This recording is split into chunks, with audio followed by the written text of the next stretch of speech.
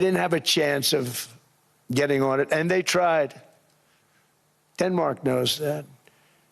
We literally set up bases on Greenland for Denmark. We fought for Denmark. We weren't fighting for anyone else. We were fighting to save it for Denmark. Big, beautiful piece of ice. It's hard to call it land. It's a big piece of ice. But we saved Greenland and successfully prevented our enemies from gaining a foothold in our hemisphere. So we did it for ourselves also. And then after the war, which we won it big. Without us, right now you'd all be speaking German and a little Japanese, perhaps. After the war, we gave Greenland back to Denmark. How stupid were we to do that? But we did it. But we gave it back. But how ungrateful are they now? So now our country and the world face much greater risks than it did ever before because of missiles, because of nuclear, because of weapons of warfare that I can't even talk about. 2 weeks ago, they saw weapons that nobody ever heard of. They weren't able to fire one shot at us. They said, what happened? Everything was discombobulated. They said, we've got them in our sights. Press the trigger, and nothing happened. No anti-aircraft missiles went up. There was one that went up about 30 feet and crashed down right next to the people that sent it. They said, what the hell is going on? Those defensive systems were made by Russia and by China. So they're going to go back to the drawing boards, I guess. Greenland is a vast, almost entirely uninhabited and undeveloped territory that's sitting undefended in a key strategic location between the United States, Russia, and China. That's exactly where it is, right smack in the middle. Wasn't important nearly when we gave it back. You know, when we gave it back, it wasn't the same as it is now. It's not important for any other reason, you know, everyone talks about the minerals. There's so many places. There's no rare earth, no such thing as rare earth. There's rare processing, but there's so much rare earth. And to get to this rare earth, you got to go through hundreds of feet of ice. That's not the reason we need it. We need it for strategic national security and international security. This enormous unsecured island is actually part of North America, on the northern frontier of the Western Hemisphere. That's our territory. It is therefore a core national security interest of the United States of America. And in fact, it's been our policy for hundreds of years to prevent outside threats from entering our hemisphere, and we've done it very successfully. We've never been stronger than we are now. That's why American presidents have sought to purchase Greenland for nearly 2 centuries. You know, for 2 centuries they've been trying to do it. They should have kept it after World War II, but they had a different president. That's all right. People think differently. Much more necessary now than it was at that time, however.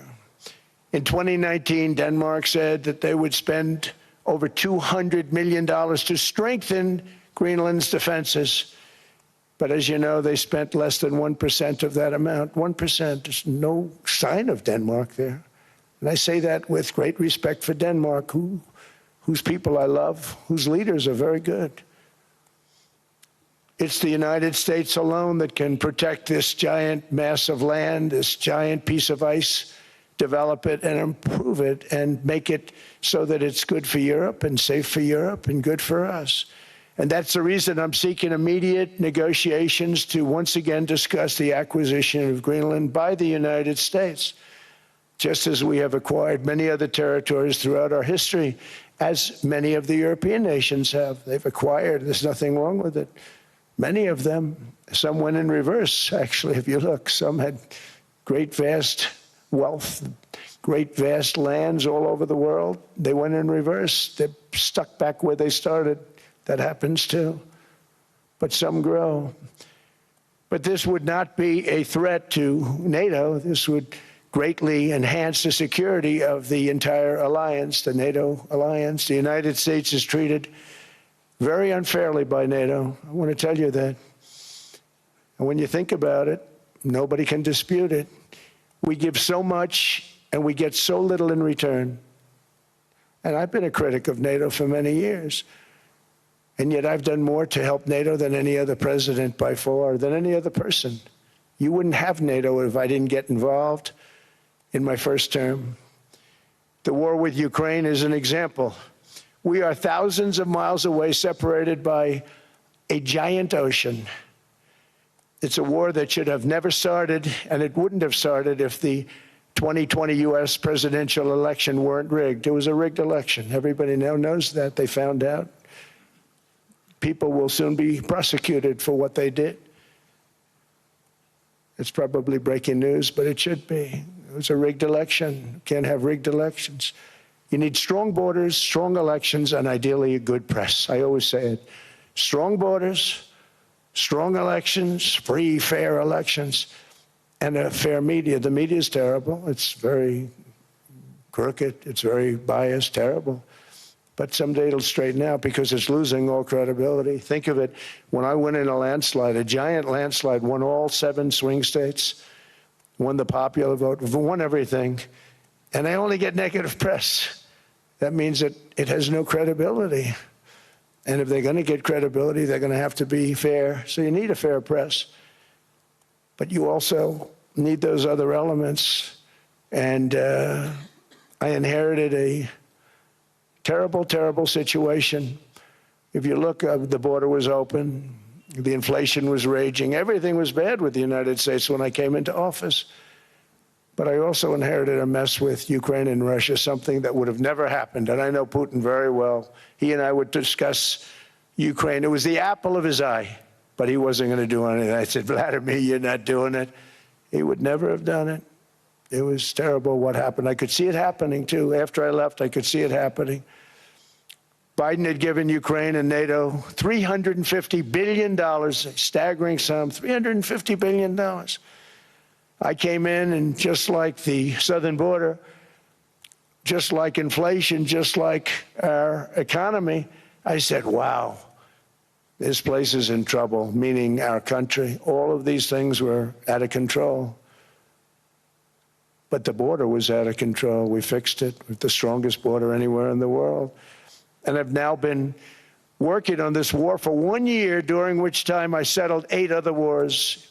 India, Pakistan. I settled other wars that were Vladimir Putin called me, Armenia, Azerbaijan.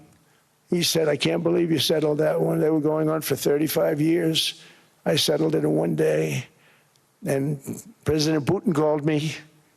He said, you know, I can't believe I've worked on that war for 10 years trying to settle it. I couldn't do it. I said, do me a favor, focus on settling your war. Don't worry about that one.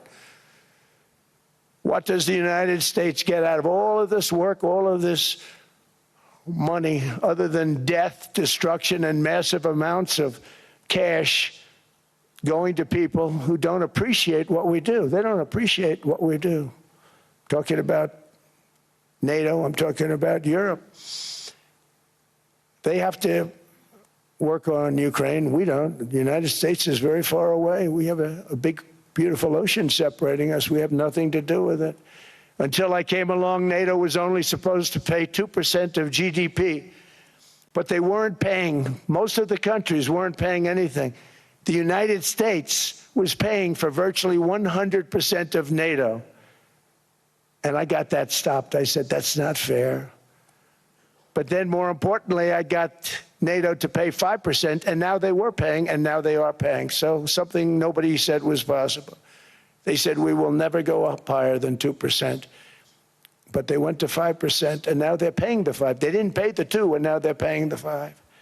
And they're stronger for it, and they have an excellent, by the way, Secretary General, who's possibly in the room. Mark, are you here? Yes, he's here. Hello, Mark. We never asked for anything, and we never got anything. We probably won't get anything unless I decide to use excessive strength and force, where we would be, frankly, unstoppable. But I won't do that. Okay? Now everyone's saying, oh, good. That's probably the biggest statement I made, because people thought I would use force. I don't have to use force. I don't want to use force. I won't use force. All the United States is asking for is a place called Greenland, where we already had it as a trustee, but respectfully returned it back to Denmark not long ago after we defeated the Germans, the Japanese, the Italians, and others in World War II. We gave it back to them. We were a powerful force then, but we are a much more powerful force now, after I rebuilt the military in my first term and continue to do so today. We have a budget of $1.5 trillion. We're bringing back battleships. The battleship is 100 times more powerful than the great battleships you saw in World War II, those great, big, gorgeous ships, the Missouri, the Iowa, the Alabama. Because I thought maybe we could take them out of mothballs. They said, no, sir, these ships are 100, think of that, 100 times more powerful than those big, magnificent pieces of art that you saw so many times ago, that you still see on television. You say, wow, what a force. 100 times, each ship 100 times more powerful than the big battleships of the past. So that was the end of the mothball story. So what we have gotten out of NATO is nothing except to protect Europe from the Soviet Union and now Russia. I mean, we've helped them for so many years. We've never gotten anything, except we pay for NATO. And we paid for many years until I came along. We paid for, in my opinion, 100% of NATO because they weren't paying their bills.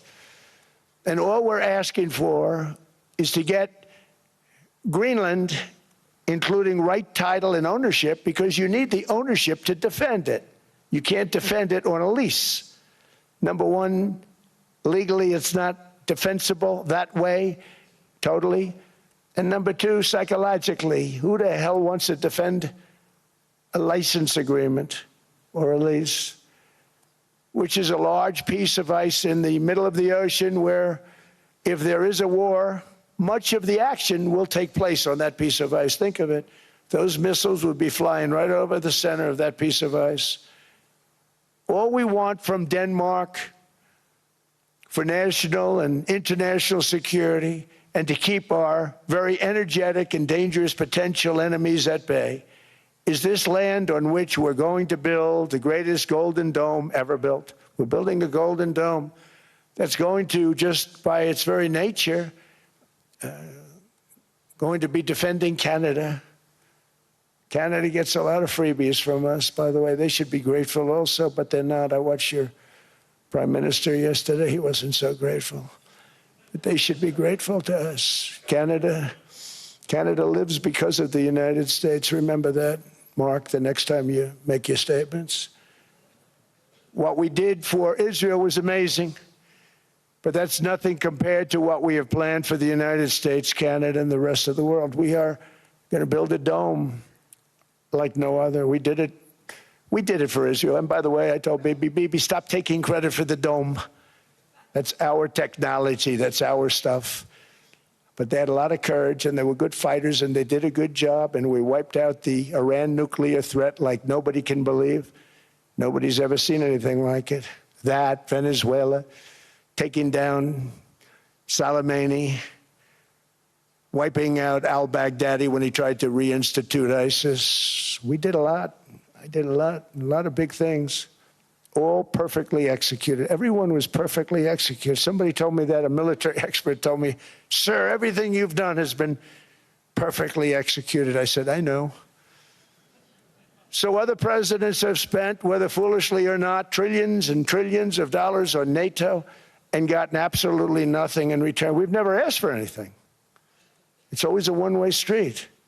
Now they want us to help them with Ukraine. And we say, we're going to. I'm really helping, not even them. I want to see, last week, if you saw, it was 10,000 soldiers, but last month it was 31,000 soldiers died. 31,000. That's this room times, the number of people in this room times 30. Think of it. 30,000 soldiers died in 1 month. The month before it was 27,000. The month before that it was 28,000. The month before that it was 25,000. It's a bloodbath over there.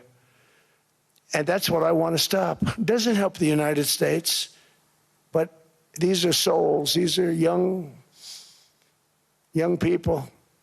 Look like you, look like some of you right in the front row. They go to war. Their parents are so proud. Oh, there he goes, comes back. 2 weeks later, they get a call, your son's head's been blown off. I want to stop it. It's a horrible war. It's the worst since World War II. They keep going, they'll exceed World War II. The numbers are staggering, how many people they've lost. They don't want to talk about it. Ukraine and Russia lost just tremendous amounts. And I'm dealing with President Putin, and he wants to make a deal, I believe. I'm dealing with President Zelensky, and I think he wants to make a deal. I'm meeting him today. He might be in the audience right now. But they got to get that war stopped because too many people are dying, needlessly dying. Too many souls are being lost. It's the only reason I'm interested in doing it. But in doing it, I'm helping Europe, I'm helping NATO, and I've until the last few days when I told them about Iceland, they loved me. They called me daddy, right, last time. A very smart man said, he's our daddy. He's running it. I was like running it. I went from running it to being a terrible human being. But now what I'm asking for is a piece of ice, cold and poorly located, that can play a vital role in world peace and world protection. It's a very small ask compared to what we have given them for many, many decades. But the problem with NATO is that we'll be there for them 100%. But I'm not sure that they'd be there for us. If we gave them the call, gentlemen, we are being attacked. We're under attack by such and such a nation. I know them all very well. I'm not sure that they'd be there. I know we'd be there for them. I don't know that they'd be there for us. So with all of the money we expend, with all of the blood, sweat, and tears, I don't know that they'd be there for us. They're not there for us on Iceland, that I can tell you. I mean, our stock market took the first dip yesterday because of Iceland. So Iceland's already cost us a lot of money. But that dip is peanuts compared to what it's gone up. And we have an unbelievable future in that stock. That stock market is going to be doubled. We're going to hit 50,000, and that stock market's going to double in a relatively short period of time because of everything that's happening. But this is a good example. After giving NATO and European nations trillions and trillions of dollars in defense, they buy our weapons. We make the greatest weapons in the world, but now we're going to make them faster, much faster. You saw that. I put a cap on the salaries, and I put no buybacks, no stock buybacks, no various other things that they were doing. I mean, they were making $50 million, but it would take them 3 years to give you a Patriot missile. I said, that's not good. My chauffeur can do a better job than that, and he makes slightly less than 50.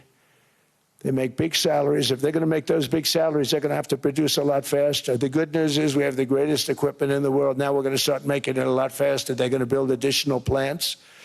And all of the money that goes into stock buybacks is going to go into building plants. We're not allowing stock buybacks by defense companies any longer. They're going to build new plants to make Tomahawks, Patriots. We have the best equipment, F-35s.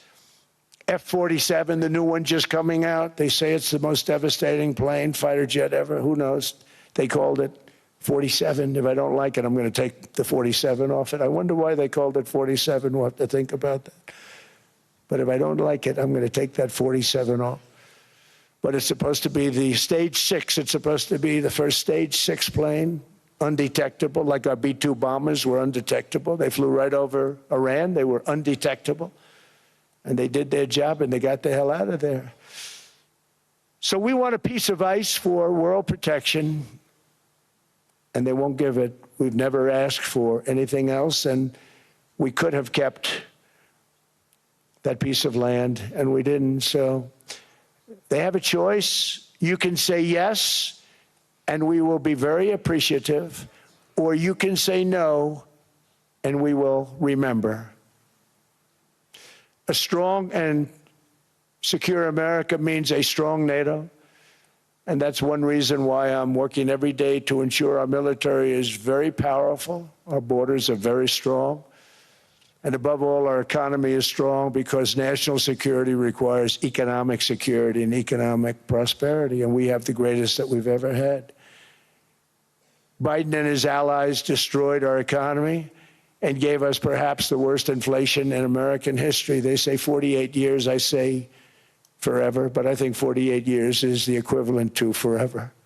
Whether it's 48 years or ever, it's terrible, costing the typical family $33,000. What they did to this country should never, ever be forgotten. It's early, but he has to be rated as the worst president we've ever had by far. The auto pen did much of the damage. The auto pen, he was the auto pen president, because I don't believe a sane president would have ever signed the kind of things that he signed. But now grocery prices, energy prices, airfares, mortgage rates, rent, and car payments are all coming down, and they're coming down fast. We inherited a mess, but we've done a hell of a job in 12 months. Under my most favored nation policy for drug prices, the cost of prescription drugs is coming down by up to 90%, depending on the way you calculate. You could also say 5, 6, 7, 800%. There are two ways of figuring that. But we have a favored nations policy that every president wanted, no president was able to get. I got it, and other nations approved it. And I had to use tariffs in order to get it, because they said, no way. In other words, a pill that costs 10% in London costs $130. Think it costs $10 in London, costs $130 in New York or in Los Angeles. And I'd say, boy, that's bad. Friends of mine would say, you know, we go to London, you can buy the stuff for nothing. We go all over the world, we could buy it for nothing. Because basically America was subsidizing every nation in the world, because presidents allowed them to get away with it. It became very tough. So when I called up Emmanuel Macron, I watched him yesterday with those beautiful sunglasses. What the hell happened? But I watched him sort of be tough.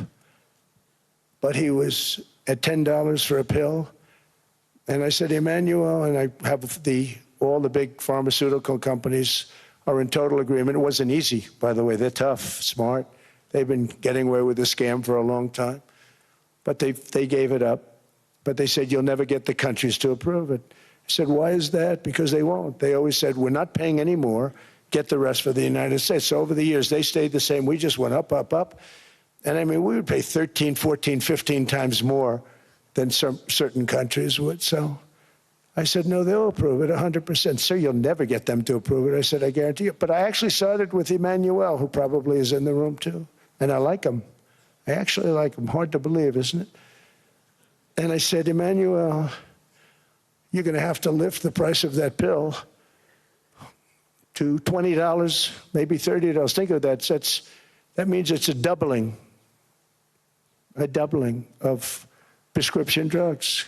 Might be a tripling, might be a quadrupling. It's not easy. No, no, no, Donald, I will not do that. I said, yes, you will, 100%. He said, no, no, no. You're asking me to double. I said, Emmanuel, you've been taking advantage of the United States for 30 years with prescription drugs. You really should do it, and you will do it. I have no doubt. In fact, I am 100% sure you're going to. No, no, no, I will not do it. Because yes, in all fairness to him, he has to double or triple. Because the world being a bigger place than the United States, it's not that you meet in the middle. You just have to go up some, and we come down a lot. They go up a little, we come down a lot. So we're at $130, they're at 10. So they may have to go to 20 or 30. No more than that. I said, Emmanuel, you're going to be doubling or tripling? No, no, no. I said, here's the story, Emmanuel. The answer is you're going to do it fast. And if you don't, I'm putting a 25% tariff on everything that you sell into the United States and a 100% tariff on your wines and champagnes. And that's about 10 times more than what I'm requesting. And you're going to do it. I don't want to go public with it, but you may make me do that. No, no, Donald, I will do it. I will do it. It took me, on average, 3 minutes a country, saying the same thing. You will do it. They all said, no, no, no, I will not do it. You're asking me to double the cost of prescription. I said, that's right, because you've been screwing us for 30 years. And they said, we will not do it. I said, that's all right. On Monday morning, we're putting a 25, 30, 50. I gave different numbers for different countries. This is also national security we're talking about. Not fair. We're not going to subsidize the whole world. And every one of those countries have agreed to do it. So one of the biggest things that I've done is the fact that we have now most favored nation. We will pay whatever the lowest price is in the entire world. So our drug prices are going to be coming down by staggering 90%. Again, you could say 1,000%, 2,000%. Depends on the way you want to figure it, but we'll go with the way the fake news likes it better because it sounds, can you imagine a 90% reduction sounds much worse. But drug prices are going to be coming down tremendously in all the nations, and I appreciate them doing it, but they did it. In all fairness, without tariffs, I wouldn't have been able to get it done. After declining $3,000 under Biden, real incomes are up in the United States by $2,000, $3,000, and even $5,000 and more. Home ownership has always been a symbol of health and vigor of American society, but that goal fell out of reach for millions and millions of people in the Biden era because interest rates went up so high. Today, I'm taking action to bring back this bedrock of the American dream.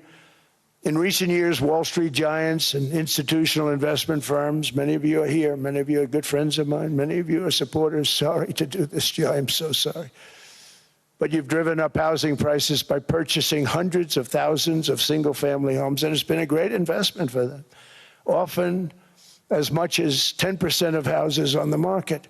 You know, the crazy thing is a person can't get depreciation on a house, but when a corporation buys it, they get depreciation. Okay, that's something we're going to have to think about, too. I don't know if too many people think about that. You buy a corporation, they buy 500 houses, they buy hundreds of thousands, they buy 500 houses, they can take depreciation. A person sweats and works and buys one house, they can't. But homes are built for people, not for corporations, and America will not become a nation of renters. We're not going to do that. That's why I have signed an executive order banning large institutional investors from buying single-family homes. It's just not fair to the public. They're not able to buy a house. And I'm calling on Congress to pass that ban into permanent law, and I think they will. One of the biggest barriers to saving for a down payment has been surging credit card debt. The profit margin for credit card companies now exceeds 50%, one of the biggest. And they charge Americans interest rates of 28%, 30%, 31%, 32%. Whatever happened to usury? So to help our citizens recover from the Biden disaster, all caused by this horrible, just horrible president, I'm asking Congress to cap credit card interest rates at 10% for 1 year. And this will help millions of Americans save for a home. They have no idea they're paying 28%. They go out there a little late in their payment and they end up losing their house. It's terrible. To unleash innovation in savings and financing, I'm also working to ensure America remains the crypto capital of the world.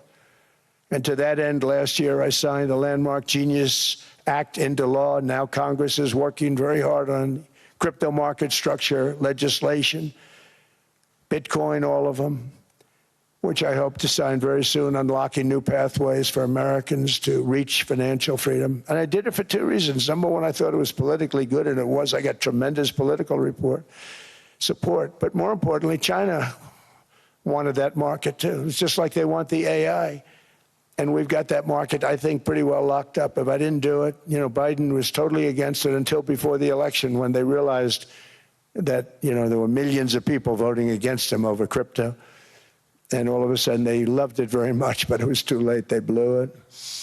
But it is politically popular, but it's much more importantly, we have to make it so that China doesn't get the hold of it. And once they have that hold, we're not going to be able to get it back. So I'm honored to have done it. Finally, I've instructed government-backed institutions to purchase up to $200 billion in mortgage bonds to bring down interest rates. And I'll be announcing a new Fed chairman in the not-too-distant future. I think he'll do a very good job. See, I gave away some of it. He did give that away. So we have something, got something, but somebody that's very respected. They're all respected. They're all great. Everyone that I interviewed is great. Everyone could do, I think, a fantastic job. Problem is they change once they get the job. They do. They're saying everything I want to hear, and then they get the job. They're locked in for 6 years. They get the job, and all of a sudden, let's raise rates a little bit. I call them, sir, we'd rather not talk about this. It's amazing how people change once they have the job, but it's too bad. Sort of disloyalty, but they got to do what they think is right. We have a terrible chairman right now. Jerome, too late Powell. He's always too late. And he's very late with interest rates, except before the election. He was just fine for the other side. So we're going to have somebody that's great, and we hope he does the right job. Last week, the average 30-year mortgage rate dropped below 6% for the first time in many years. Another major factor in driving up housing costs was the mass invasion of our borders. And I have to say one thing about housing, because nobody ever says this. I am very protective of people that already own a house, of which we have millions and millions and millions. And because we have had such a good run, the house values have gone up tremendously. And these people have become wealthy. They weren't wealthy. They become wealthy because of their house. And every time you make it more and more and more affordable for somebody to buy a house cheaply, you're actually hurting the value of those houses, obviously, because the one thing works in tandem with the other. And I don't want to do anything that's going to hurt the value of people that own a house who, for the first time in their lives, are walking around the streets of whatever city they're in, very proud that their house is worth $500,000, $600,000, $700,000. Now, if I want to really crush the housing market, I could do that so fast and people could buy houses, but you would destroy a lot of people that already have houses. In some cases, they've mortgaged their house, and the mortgage would be very low, and all of a sudden the mortgage without any changes becomes very high, and they end up losing the house. I'm not going to hurt, and I speak with Scott, who's doing a fantastic job, and Howard, who's doing a fantastic job, and all of my people. And I always say, look, I can crush the hell out of the market. We can drop interest rates to a level, and that's one thing we do want to do. That's natural. That's good for everybody. The dropping of the interest rates, we should be paying a much lower interest rate than we are. We should be paying the lowest interest rate of any country in the world, because without the United States, you don't have a country. I mean, I had a case with Switzerland. We happened to be in Switzerland. Maybe I'll give you a quick story. But they were paying nothing. They make beautiful watches, great watches, Rolex, all of them. They were paying nothing to the United States when they sent their product in. And we had a $41 billion deficit. $41 billion with this beautiful place. Flew over it, isn't it nice? So I said, let's put a 30% tariff on them so that we get back some of it, not all of it at all. We'd still have a deficit, big deficit. We had 41 million. That's a big deficit. And I said, let's put a tariff on. Different tariffs, different places. You're all party to them. In some cases, victims to them. But in the end, it's a fair thing. And most of you realize that. But we put a 30% tariff on Switzerland, and all hell broke loose. They were calling, like you wouldn't believe. And I know so many people from Switzerland, incredible place, incredible, brilliant place. But I didn't realize that they're only good because of us. And there's so many other examples. I mean, us, probably other places, but a majority of the money they make is because of us, because we never charged them anything. So they come in, they sell their watches, no tariffs, no nothing. They walk away, they make $41 billion on just us. So I said, no, we can't do that. So I'm going to bring it up. I still would have a deficit pretty substantial, but I brought it up to 30%. And I guess Prime Minister, I don't think President, I think Prime Minister called a woman, and she was very repetitive. She said, no, no, no, you cannot do that, 30%. You cannot do that. We are a small, small country. I said, yeah, but you have a big, big deficit. You may be small, but you have a bigger deficit than big countries. He said, no, no, no, please, you cannot do it. Kept saying the same thing over and over. We are a small country. I said, but you're a big country in terms of, and she just rubbed me the wrong way, I'll be honest with you. And I said, all right, thank you, ma'am, appreciate it. Do not do this. Thank you very much, ma'am. And I made it 39%. And then all hell really broke out. And I was paid visits by everybody. Rolex came to see me. They all came to see me. But I realized, and I reduced it, because I don't want to hurt people. I don't want to hurt them. And we brought it down to a, lower level. Doesn't mean it's not going up, but we brought it down to a lower level. But they pay now, tariff. But I realized that we have many places like that where they're making a fortune because of the United States. Without the United States, they wouldn't be making anything. Think of it. Switzerland made $41 billion on us. And as she said, it's a small place. And I realized with that, I don't know, it was so, because she was so aggressive. And I realized in that conversation that the United States is keeping the whole world afloat. Many places, I could give you 6, 7 places just in the people in this little area. I know every one of them. They're sort of, they're looking down. They don't want to see me. They don't want to stare me in the eyes. But they're taking advantage of, everybody took advantage of the United States. But I've been very fair, and I gave them a tariff, and it was fine. But I realized that without us, it's not Switzerland anymore. Without us, it's not any of the countries that are represented here. And we want to work with the countries. We want to work with them. We're not looking to destroy them. I could have said 39, 40%. I could have said I want a 70% tariff, then we make money with Switzerland. But Switzerland would have been probably destroyed, financially destroyed. I don't want to do that. But we should be paying the lowest interest rate of everybody. I hope Scott's listening to this, because we should be paying the lowest interest rate of everybody. Without us, most of the countries don't even work. And then you have the protection factor. Without our military, which is the greatest in the world by far, without our military, you have threats that you wouldn't believe. You wouldn't believe. You don't have threats because of us, and that's because of NATO. One other thing, and I have to say it so importantly, in the old days, and I used to say I'm the youngest in the room. Now I'm among the older. I hate to say it.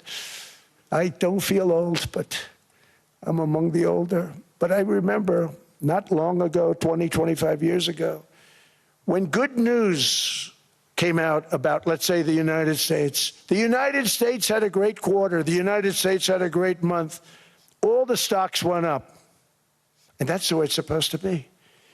Now when they say the United States had a record quarter, it's unbelievable how well it's doing, all the stocks crash because they say, oh no, inflation, they're going to raise interest rates. And they do. Some of these stupid people like Powell, they raise interest rates. And what they do is they stop you from being successful. It used to be when we had a great quarter, a great month, great earnings, great anything, any good news, the stock market went up. That's the way it's going to be. We got to do that again, because that's the way it should be. Now when we have a great month, they want to kill it. Like we did over 5%. People were surprised. We should do 20%. We could do 25%. When we announce good numbers, and the reason is they're so petrified of inflation. And growth doesn't mean inflation. We've had tremendous growth with very low inflation. In fact, growth can fight inflation, proper growth. So we want to get back to the days when we announce great numbers, because we're going to be announcing phenomenal. You know, all these factories that are being built at record, thousands of businesses are being built right now. Remember, $18 trillion is invested. I think the second number is 3, and that was China many years ago. Investments in the country from outside. 18 trillion, nobody's ever seen. And that's money coming in and building things, factories. Thousands of businesses are being built, thousands. Hundreds of big factories, car plants are moving back to the United States. They're coming in from Canada, they're coming in from Mexico, from Japan. Japan's coming in and building plants here in order to avoid tariffs. They're coming in from China, they're coming in from all over the world. We have more plants being built now, car plants, than we've ever had built, even in the heyday from the 1940s and 50s. And they're bigger. They don't use renovations anymore where they take an old plant, they rip it down, they build a brand new plant, super modern plant. But it's happening at levels that nobody's ever seen. In 2024, the U.S. built less than 2 million new homes, but Biden admitted more than 8 million new migrants. And those days are over. In 2025, for the first time in 50 years, the United States had reverse migration. Boy, that was nice. And these were criminals that were being taken out of our country because they allowed people to come into our country from jails, from gangs, drug dealers, murderers. 11,888 murderers. We've gotten most of them out. And then ICE gets beat up by stupid people from leadership in Minnesota. We actually are helping Minnesota so much, but they don't appreciate it. Most places do. You know, Washington, D.C. is the safest place now in the United States. It was a very dangerous place to walk, and now you can walk with your wife, your kids, right through the middle of the city. Right now, Washington, D.C. is as safe as it gets. It was one of the most unsafe, I had to admit. We sent in the military, the National Guard. Within 2 months, it was great. Within 3 months, it's like a really great place and a safe place and a beautiful place. It's even been cleaned up. The graffiti's gone. The fences are gone. We don't have to worry about fences anymore. All of the places, the grasses are cut and replaced with new grass in many cases. It's all going to happen in the spring. But Washington and D.C. is beautiful again, and it's safe. New restaurants are opening up. They were all closing. Now you can't get into a restaurant. Restaurants in Washington, D.C. are all opening. Memphis also, Memphis, Tennessee, New Orleans, Louisiana. We're there for 3 weeks. We've cut the crime down by 64%. Within another month, we'll have virtually no crime there. We can do that all over. We're going to help the people in California. We want to have no crime. I know Gavin was here. I used to get along so great with Gavin when I was president. Gavin's a good guy. And we're going to, if he needed it, I would do it in a heartbeat. I'd love to see. We did help them a lot in Los Angeles, a lot with the early in my term when they had some problems. But we would love to do it. I will say this, if I were a Democrat governor or whatever, I would call up Trump. I'd say, come on in, make us look good, because we're cutting crime down to nothing. And we're taking people out, career criminals, who are only going to do bad things, and we're bringing them back to their countries. But where we've done it, it's been amazing. And we have a capacity to do it at much greater levels.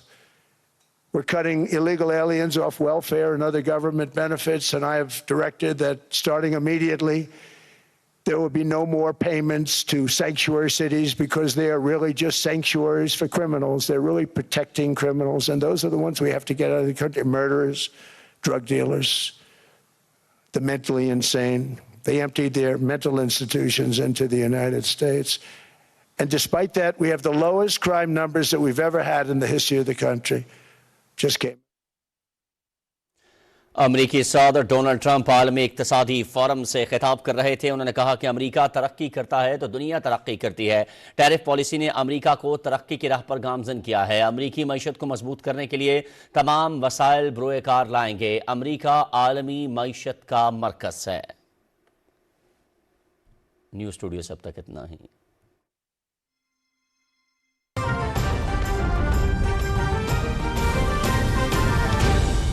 दुरुस्त हर वक्त बर वक्त। तनकीद से पहले तहकीक और इल्जाम से पहले सबूत, ये सहाफत ही नहीं इंसानियत की भी पहली शर्त है। सोच बदलें, सोचने का अंदाज बदलें। सहाफत और सियासत, रियासत के दो सतून या कारोबारी जिंदगी, पॉपुलर बयानिया या तारीख की दुरुस्त सिमत। सीधी बात पीनट सलीम के साथ सिर्फ पीटीवी न्यूज़ पर।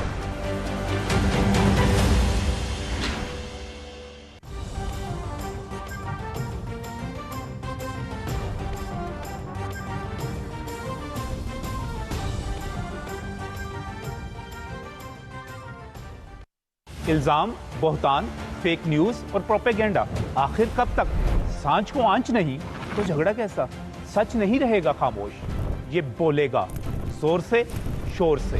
हकाइक की जरब से तोड़ेंगे झूठ का तिरस्म।